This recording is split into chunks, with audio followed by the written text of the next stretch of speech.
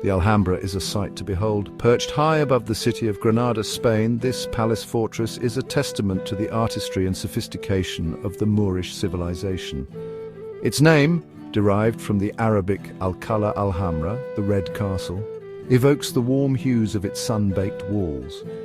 Stepping through the Alhambra's gates is like stepping back in time.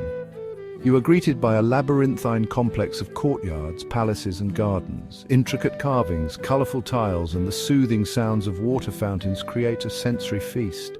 It's no wonder that the Alhambra is one of the most visited monuments in Spain. The Alhambra wasn't always a peaceful oasis. It began as a military fortress in the 9th century, strategically located on a hilltop overlooking Granada. Over the centuries, it was expanded and embellished by various Muslim rulers. In the 13th century, the Nasrid dynasty made it their royal residence, transforming it into a palace fit for a king. The Alhambra reached its zenith under the Nasrid dynasty. These rulers were patrons of the arts and sciences, and their love of beauty is evident in every corner of the palace. The Nasrid palaces, a complex of 3 palaces within the Alhambra, are considered the pinnacle of Moorish architecture in Spain. The Mexuar, the oldest of the Nasrid palaces, served as a meeting room for the king and his ministers. It is a relatively austere space, but its simplicity is offset by intricate stucco work and a magnificent carved cedar ceiling. From the Mexuar, you enter the Comares Palace, named after the colourful stained glass windows that adorn its central courtyard, the Court of the Myrtles.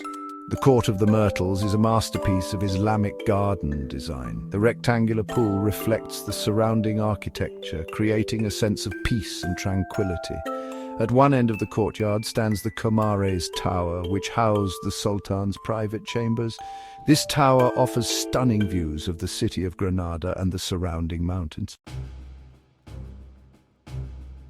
The Alhambra is not just a monument to Islamic art and architecture, it also bears witness to the Christian Reconquista, the centuries-long process by which Christian rulers reconquered Spain from the Moors.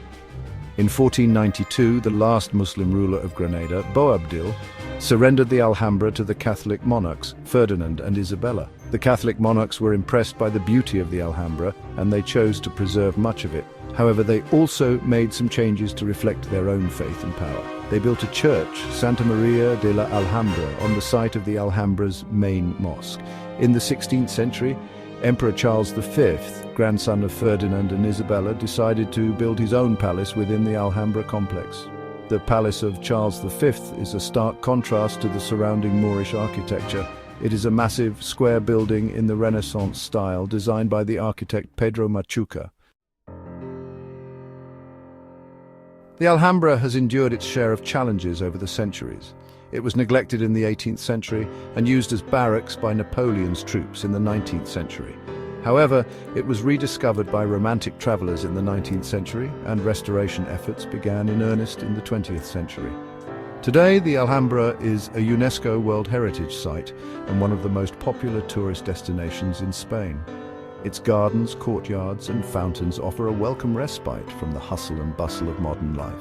Visiting the Alhambra is a truly unforgettable experience, one that will stay with you long after you've left the sun-drenched hills of Andalusia.